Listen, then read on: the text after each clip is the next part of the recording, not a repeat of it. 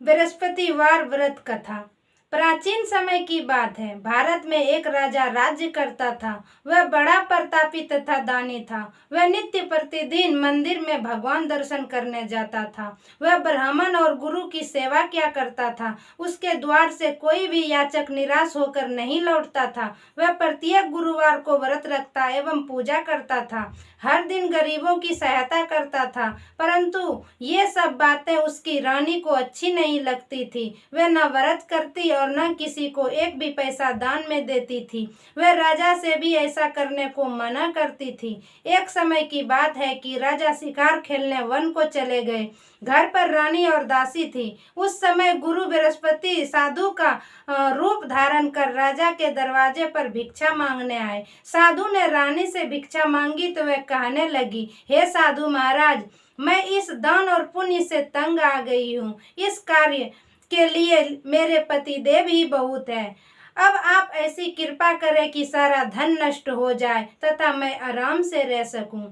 साधु रूपी बृहस्पति देव ने कहा, हे देवी, तुम बड़ी विचित्र हो। संतान और धन से कोई दुखी नहीं होता, इसको सभी चाहते हैं। पापी भी पुत्र और धन की इच्छा रखता है। अगर तुम्हारे पास धन अधिक है तो भूखों मनुष्य को भोजन कराओ, प्याव लगवाओ, ब्राह्मणों को दान दो, धर्मशाला बनवाओ, कुआं, तालाब, बावड़ी, बाग, बगीचे आदि का निर्माण कराओ तथा निर्धनों की कुमारी कन्याओं का विवाह कराओ, साथ ही यज्ञ आदि करो। इस प्रकार के कर्मों से आपके कुल का और आपका नाम परलोक में सार्थक होगा एवं स्वर्ग की प्राप्ति होगी। परंतु रानी साधु की इन बातों से खुश नहीं थी। उसने कहा, हे साधु महाराज, मुझे ऐसे धन की आवश्यकता नहीं जिसको मैं अन्य लोगों को दान दूं और जिसको रखने और संभालने में ही मेरा सारा समय नष्ट हो जाए। साधु ने कहा, हे देवी, यदि तुम्हारी ऐसी ही इच्छा है तो जैसा मैं तुम्हें बताता हूँ तुम वैसा ही करना। बृहस्पतिवार के दिन घर को गोबर से लीपना, अपने केस को पीली मिट्टी से धोना, केसों को धोते समय स्नान करना, राजा से कहना कि हजामत करवाए, भोजन में मांस मंदिरा खाना, कपड़ा धोबी के यहाँ धुलने देना। इस प्रकार 7 बृहस्पतिवार करने से तुम्हारा धन नष्ट हो जाएगा। ये कहकर साधु महाराज रूपी बृहस्पति देव अंतर ध्यान हो गए। रानी ने साधु के कहने के अनुसार 7 बृहस्पतिवार तक वैसा ही करने का विचार किया।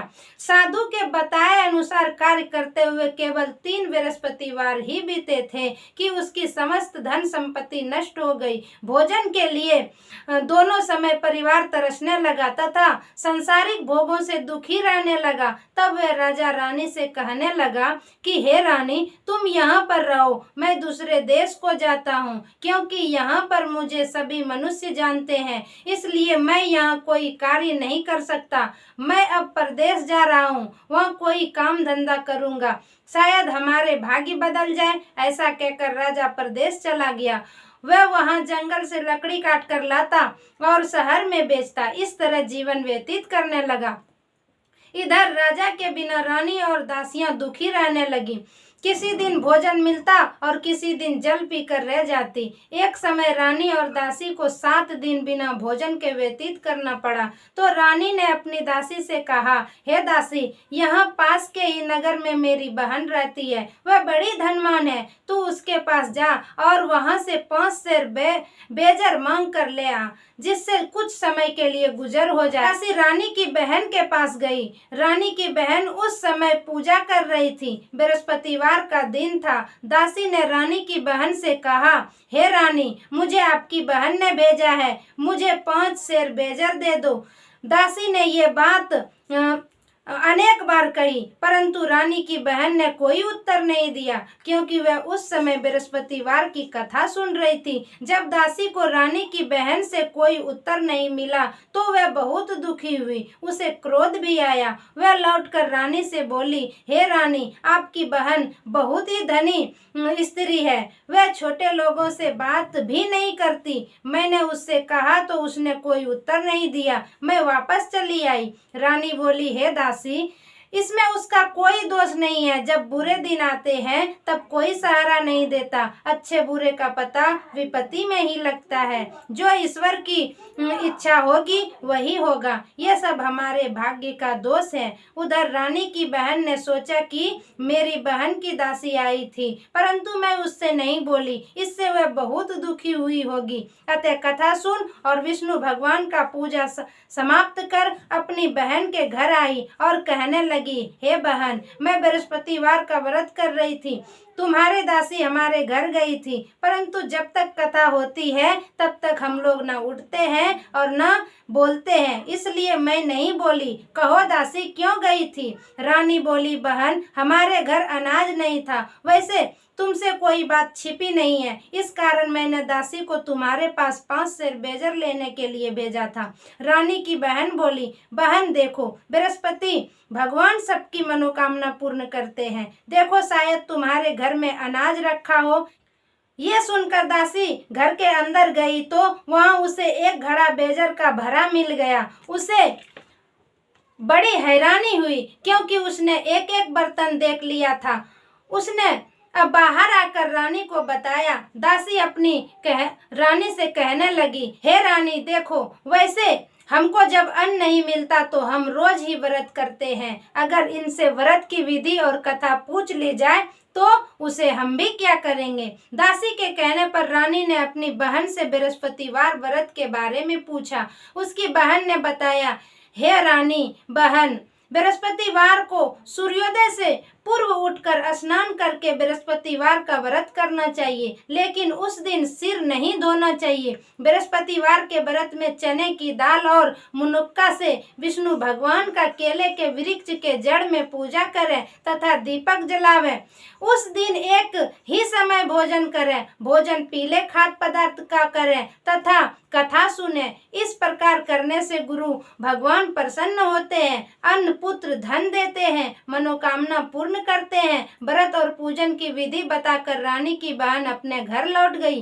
रानी और दासी दोनों ने निश्चय किया कि बृहस्पति देव भगवान का पूजन जरूर करेंगे। 7 दिन बाद जब बृहस्पतिवार आया तो उन्होंने व्रत रखा। गुड़साल में जाकर चना और गुड़ बीन लाई तथा उसकी दाल से केले की जड़ तथा विष्णु भगवान का पूजन किया। अब भोजन पीला कहाँ से आए? दोनों बड़ी दुखी हुई, परंतु उन्होंने व्रत किया था, इस कारण बृहस्पति देव भगवान प्रसन्न थे। एक साधारण व्यक्ति के रूप में वे 2 थालों में सुंदर पीला भोजन लेकर आए और दासी को देखकर बोले, हे दासी, ये भोजन तुम्हारे और रानी के लिए है, तुम दोनों करना। दासी भोजन पाकर बड़ी प्रसन्न हुई और रानी से बोली, रानी जी भोजन कर लो। रानी को भोजन आने के बारे में कुछ पता नहीं था, इसलिए वह दासी से बोली, जा तू ही भोजन कर, क्योंकि तू हमारी व्यर्थ में हंसी उड़ाती है। दासी बोली, एक व्यक्ति भोजन दे गया है। रानी कहने लगी, वह भोजन तेरे लिए दे गया है, तू ही भोजन कर। दासी ने कहा, वह व्यक्ति हम दोनों के लिए 2 थालों में भोजन दे गया है, इसलिए मैं और आप दोनों ही साथ साथ भोजन करेंगी। दोनों ने गुरु भगवान को नमस्कार कर भोजन प्रारंभ करना शुरू किया। उसके बाद वह प्रत्येक बृहस्पतिवार को गुरु भगवान का व्रत और पूजन करने लगी। बृहस्पति भगवान की कृपा से उसके पास धन हो गया, परंतु रानी फिर पहले की तरह से आलस करने लगी। तब दासी बोली, देखो रानी, तुम पहले भी इस प्रकार आलस करती थी, तुम्हें धन के रखने में कष्ट होता था, इस कारण सभी धन नष्ट हो गया। अब गुरु भगवान की कृपा से धन मिला है तो फिर तुम्हें आलस क्यों होता? बड़ी मुसीबतों के बाद हमने ये धन पाया है, इसलिए हमें दान पुण्य करना चाहिए। तुम भूखों मनुष्य को भोजन कराओ, प्याऊ लगवाओ, ब्राह्मणों को दान दो, कुआं, तालाब, बावड़ी आदि का निर्माण कराओ, मंदिर पाठशाला बनवाकर दान दो, कुमारी कन्याओं का विवाह करवाओ, धन को शुभ कार्यों में खर्च करो, जिससे तुम्हारे कुल का यश बढ़े तथा स्वर्ग प्राप्त हो और प्रीत प्रसन्न हो। दासी की ये बात मानकर रानी ने इस प्रकार के कर्म करना प्रारंभ किए, जिससे उसकी काफी यश फैलने लगा। एक दिन रानी और दासी आपस में विचार करने लगी कि ना जाने राजा किस दशा में होंगे, उसकी कोई खोज खबर नहीं है। गुरु भगवान ने उन्होंने गुरु भगवान से उन्होंने प्रार्थना की और भगवान ने रात्रि में राजा को सपने में कहा, हे राजा उठ, तेरी रानी तुझको याद करती है, अब अपने देश को लौट जा। राजा प्रातः काल उठकर जंगल से लकड़ियां काट कर लाने के लिए जंगल की ओर चल पड़ा। जंगल से गुजरते हुए वह सोचने लगा, रानी की गलती से उसे कितने दुख भोगने पड़े। राजपाट छोड़कर उसे जंगल में आकर रहना पड़ा। जंगल से लकड़ियां काटकर बेचकर गुजारा करना पड़ा। उसी समय जंगल में बृहस्पति देव एक साधु का रूप धारण कर आए और राजा के पास आकर बोले, हे लकड़हारे, तुम इस सुनसान जंगल में किस चिंता में बैठे हो, मुझे बतलाओ। ये सुन राजा के नेत्र में जल भर आया और साधु की वंदना कर बोला, हे प्रभु, आप सब कुछ जानने वाले हैं। इतना कहकर राजा ने साधु को अपनी संपूर्ण कहानी सुना दी। महात्मा दयालु होते हैं। वे राजा से बोले, हे राजा, तुम्हारी पत्नी ने बृहस्पति देव के प्रति अपराध किया था, जिसके कारण तुम्हारी ये दशा हुई है। अब तुम किसी प्रकार की चिंता मत करो, भगवान तुम्हें पहले से अधिक धन देंगे। देखो, तुम्हारी पत्नी ने बृहस्पतिवार का व्रत करना प्रारंभ कर दिया है। अब तुम बृहस्पतिवार का व्रत करके चने की दाल व गुड़ जल के लोटे में डालकर केले का पूजन करो, फिर कथा सुनो या कहो, भगवान तुम्हारी सब मनोकामना को पूर्ण करेंगे। साधु को प्रसन्न देखकर राजा बोला, हे प्रभु, मुझे लकड़ी बेचकर इतना पैसा भी नहीं बचता जिससे मैं भोजन करने के उपरांत कुछ बचा सकूं। मैंने रात्रि में अपनी रानी को व्याकुल देखा है। मेरे पास कोई साधन नहीं है जिससे समाचार जान सकूं। फिर मैं बृहस्पति देव की क्या कहानी कहूं, मुझको तो कुछ भी मालूम नहीं है। साधु ने कहा, हे राजा, तुम किसी बात की चिंता मत करो। बृहस्पतिवार के दिन तुम रोजाना की तरह लकड़ियां लेकर शहर में जाओ। तुम्हें रोज से दुगुना धन प्राप्त होगा, जिससे तुम भली भांति भोजन कर लोगे तथा बृहस्पति देव की पूजा का सामान भी आ जाएगा। बृहस्पति देव की कथा इस प्रकार है। अब शुरू होता है बृहस्पति देव भगवान की कथा। प्राचीन काल में एक बहुत ही निर्धन ब्राह्मण था। उसकी कोई संतान नहीं थी। वह नित्य पूजा पाठ करता, परंतु उसकी स्त्री बहुत मालिनता के साथ रहती थी। वह न स्नान करती और न किसी देवता का पूजन करती। प्रातः काल उठते ही सर्वप्रथम भोजन करती, बाद में कोई अन्य कार्य करती। ब्राह्मण देवता बहुत दुखी रहते थे। पत्नी को बहुत समझाते, किंतु उसका कोई परिणाम न मिलता। भगवान की कृपा से ब्राह्मण की स्त्री को कन्या उत्पन्न हुई। वह कन्या अपने पिता के घर में बड़ी होने लगी। वह बालिका प्रातः स्नान करके भगवान विष्णु का जप करती। वह बचपन से ही बृहस्पतिवार का व्रत भी करने लगी। पूजा पाठ समाप्त कर स्कूल जाती तो अपनी मुट्ठी में जौ भरकर ले जाती और पाठशाला जाने के मार्ग में डालती जाती। वही जौ स्वर्ण के हो जाते तो लौटते समय उसको बीन कर घर ले आती। एक दिन वह बालिका सूप में उन सोने के जौ को फटक कर साफ कर रही थी। तभी उसकी माँ ने देख लिया और कहा, हे बेटी, सोने के जौ को फटकने के लिए सोने का सूप भी होना चाहिए। दूसरे दिन गुरुवार था। इस कन्या ने व्रत रखा और बृहस्पति देव से प्रार्थना करके कहा, हे प्रभु, यदि मैंने सच्चे मन से आपकी पूजा की हो तो मुझे सोने का सूप दे दो। बृहस्पति देव ने उसकी प्रार्थना स्वीकार कर ली। रोजाना की तरह वह कन्या जौ फैलाती हुई स्कूल चली गई। स्कूल से लौटकर जब वह जौ बीन रही थी तो बृहस्पति देव की कृपा से उसे एक सोने का सूप मिला। उससे वह घर ले आई और उससे जौ साफ करने लगी, परंतु उसकी माँ का वही ढंग रहा। एक दिन की बात है, वह कन्या सोने के सूप में जौ साफ कर रही थी। उस समय उस नगर का राजकुमार वहां से होकर निकला। इस कन्या के रूप और सोने के सूप में जौ को साफ करते देखकर वह उस कन्या पर मोहित हो गया। राजमहल आकर वह भोजन तथा जल त्याग कर उदास होकर लेट गया। राजा को जब राजकुमार का राजा को जब राजकुमार द्वारा अन्न जल त्यागने का समाचार ज्ञात हुआ तो अपने मंत्री के साथ वे अपने पुत्र के पास गए और बोले, हे बेटा, तुम्हें किस बात का कष्ट है? किसी ने अपमान किया है अथवा कोई और कारण है? मुझे बताओ, मैं वही करूंगा जिससे तुम्हें प्रसन्नता हो। राजकुमार ने अपने पिता की बात सुनी तो वह बोला, मुझे आपकी कृपा से किसी बात का दुख नहीं है।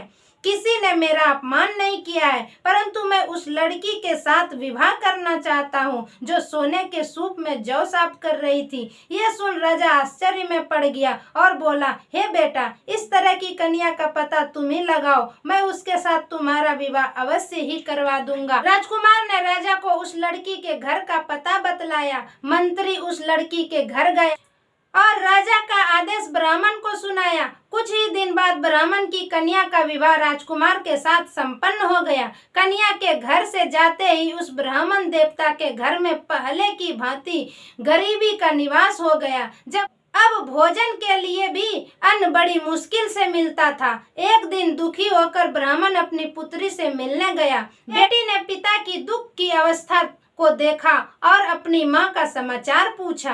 ब्राह्मण ने सभी हाल कहा। कन्या ने बहुत सा धन देकर अपने पिता को विदा कर दिया। इस तरह ब्राह्मण का कुछ समय सुखपूर्वक व्यतीत हुआ, लेकिन कुछ दिन बाद फिर वही हाल हो गया। ब्राह्मण फिर अपनी कन्या के यहाँ गया और सभी हाल को कहा तो पुत्री बोली, हे पिताजी, आप माता जी को यहाँ लिवा लाओ, मैं उन्हें ये विधि बता दूंगी जिससे गरीबी दूर हो जाए। ब्राह्मण देवता अपनी स्त्री को साथ लेकर अपनी पुत्री के पास राजमहल पहुँचे तो पुत्री अपनी माँ को समझाने लगी, हे माँ, तुम प्रातः काल उठकर प्रथम स्नान आदि करके विष्णु भगवान का पूजन करो तो सब दरिद्रता दूर हो जाएगी। परंतु उसकी माँ ने उसकी एक बात नहीं मानी। वह प्रातः काल उठकर अपनी पुत्री का बचा हुआ जूठन खा लेती थी। एक दिन उसकी पुत्री को बहुत गुस्सा आया। उसने एक रात एक कोठरी से सारा सामान निकाल दिया और अपनी माँ को उसमें बंद कर दिया। प्रातः उसमें से उसे निकाल कर स्नान आदि करा के पूजा पाठ करवाया तो उसकी माँ की बुद्धि ठीक हो गई। इसके बाद वह नियम से पूजा पाठ करती और प्रत्येक बृहस्पतिवार को व्रत करने लगी। इस व्रत के प्रभाव से उसकी माँ भी बहुत धनवान हो गई और बृहस्पति देवता के प्रभाव से स्वर्ग को गई। वह ब्राह्मण भी सुख पूर्वक इस लोक का सुख भोग कर स्वर्ग को प्राप्त हुआ। इस तरह कहानी कहकर साधु देवता वहां से लोप हो गए। धीरे धीरे समय व्यतीत होने पर फिर बृहस्पतिवार का दिन आया। राजा जंगल से लकड़ी काटकर किसी शहर में बेचने गया। उसे उस दिन और दिनों से अधिक धन मिला। राजा ने चना गुड़ आदि लाकर बृहस्पतिवार का व्रत किया। उस दिन से उसके सभी क्लेश दूर हो गए। परंतु जब अगला गुरुवार का दिन आया तो वह बृहस्पतिवार का व्रत करना भूल गया। इस कारण बृहस्पति भगवान नाराज हो गए। उस दिन उस नगर के राजा ने विशाल यज्ञ का आयोजन किया तथा अपने समस्त राज्य में घोषणा करवा दी कि कोई भी मनुष्य अपने घर में भोजन न बनाए तथा आग भी न जलाए। समस्त लोग मेरे यहाँ भोजन करने आए। इस आज्ञा को जो न मानेगा उसको फांसी की सजा दी जाएगी। राजा की आज्ञा अनुसार राज्य के सभी वासी राजा के भोज में सम्मिलित हुए, लेकिन लकड़हारा कुछ देर से पहुंचा, इसलिए राजा उसके अपने साथ महल में ले गए। जब राजा लकड़हारे को भोजन करा रहे थे तो रानी की दृष्टि उस खूंटी पर पड़ी जिस पर उसका हार लटका हुआ था। उसे हार खूंटी पर लटका हुआ दिखाई नहीं दिया। रानी को निश्चय हो गया कि मेरा हार इसी लकड़हारे ने चुरा लिया। उसी समय सैनिक बुलवाकर उसको जेल में डलवा दिया। जब लकड़हारा जेल खाने में गया तो बहुत दुखी हुआ। विचार करने लगा कि ना जाने कौन से पूर्व जन्म के कर्म से मुझे ये दुख प्राप्त हुआ है, और उसी साधु को याद करने लगा जो जंगल में मिला था। तत्काल बृहस्पति देव साधु के रूप में प्रकट हो गए और उसकी दशा को देखकर कहने लगे, अरे मूर्ख, तूने बृहस्पति देवता की कथा नहीं कही, इसी कारण तुझे दुख प्राप्त हुआ है। अब चिंता मत कर, बृहस्पतिवार के दिन जेल खाने के दरवाजे पर 4 पैसे पड़े मिलेंगे, उससे तू बृहस्पति देव की पूजा करना तो तेरे सभी कष्ट दूर हो जाएंगे। अगले बृहस्पतिवार को जेल के द्वार पर 4 पैसे मिले। राजा ने पूजा का सामान मंगवाकर कथा कही और प्रसाद बांटा। उसी रात्रि को बृहस्पति देव ने उस नगर के राजा को सपना में कहा, हे राजा, तूने जिस आदमी को जेल खाने में बंद कर दिया है वह निर्दोष है, वह राजा है, उसे छोड़ देना। रानी का हार खूंटी पर लटका हुआ है, अगर तू ऐसा नहीं करेगा तो मैं तेरे राज्य को नष्ट कर दूंगा।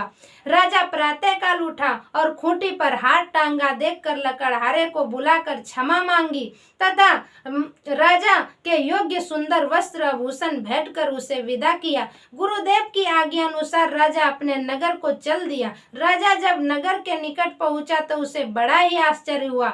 नगर में पहले से अधिक बाग, तालाब और कुएं तथा बहुत सी धर्मशालाएं, मंदिर आदि बने हुए थे। राजा ने पूछा कि ये किसका बाग और धर्मशाला है। तब नगर के सब लोग कहने लगे कि ये सब रानी और दासी द्वारा बनवाए गए हैं। राजा को आश्चर्य हुआ और गुस्सा भी आया। जब रानी ने खबर सुनी कि राजा आ रहे हैं तो उसने अपनी दासी से कहा, हे दासी, देख राजा हमको कितनी बुरी हालत में छोड़ गए थे, वे हमारी ऐसी हालत देखकर लौट न जाए, इसलिए तू दरवाजे पर खड़ी हो जा। रानी की आज्ञा अनुसार दासी दरवाजे पर खड़ी हो गई। जब राजा आए तो उन्हें अपने साथ महल में लिवा लाई। तब राजा ने क्रोध करके अपनी तलवार निकाली और पूछने लगी, बताओ ये धन तुम्हें कैसे प्राप्त हुआ। तब रानी ने बताया, हमें यह धन बृहस्पति देव के व्रत के प्रभाव से प्राप्त हुआ। राजा ने तब निश्चय किया कि 7 दिन बाद तो सभी बृहस्पति देव का पूजा करते हैं, परंतु मैं रोजाना दिन में 3 बार कथा कहा करूंगा और रोज व्रत किया करूंगा। अब हर समय राजा के दुपट्टे में चने की दाल बांधी रहती तथा दिन में 3 बार कथा कहता। एक रोज राजा ने विचार किया कि चलो अपनी बहन के यहाँ हो आवे। इस तरह का निश्चय कर राजा घोड़े पर सवार हो अपनी बहन के यहाँ चल दिया। मार्ग में उसने देखा कि कुछ आदमी एक मुर्दे को लिए जा रहे हैं। उन्हें रोककर राजा कहने लगा, अरे भाइयों, मेरी बृहस्पतिवार की कथा सुन लो। वह बोले, लो, हमारा तो आदमी मर गया है, इसको अपनी कथा की पड़ी है। परंतु कुछ आदमी बोले, अच्छा कहो, हम तुम्हारी कथा भी सुनेंगे। राजा ने दाल निकाली और कथा कहानी शुरू कर दी। जब कथा आदि हुई तो मुर्दा हिलने लगा और जब कथा समाप्त हुई तो राम राम करते हुए वह मुर्दा खड़ा हो गया। राजा आगे बढ़ा, उसे चलते चलते शाम हो गई। आगे मार्ग में उसे एक किसान खेत में हल चलाता मिला। राजा उससे बोला, अरे भैया, तुम मेरी बृहस्पतिवार की कथा सुन लो। किसान बोला, जब तक मैं तेरी कथा सुनूंगा तब तक 4 हरैया जोत लूंगा, जा अपनी कथा किसी और को सुनाना। राजा आगे चलने लगा। राजा के हटते ही बैल पछाड़ खाकर गिर गए तथा किसान के पेट में बहुत जोर से दर्द होने लगा। उसी समय किसान की पत्नी रोटी लेकर आई। उसने जब ये देखा तो अपने पुत्र से सब हाल पूछा। बेटे ने सभी हाल बता दिया। बुढ़िया दौड़ी दौड़ी उस घुड़सवार के पास गई और उससे बोली, मैं तेरी कथा सुनूंगी, तू अपनी कथा मेरे खेत में ही चलकर करना। राजा ने लौटकर बुढ़िया के खेत पर जाकर कथा कही, जिसके सुनते ही बैल खड़े हो गए तथा किसान के पेट का दर्द भी बंद हो गया। राजा अपनी बहन के घर पहुंचा। बहन ने भाई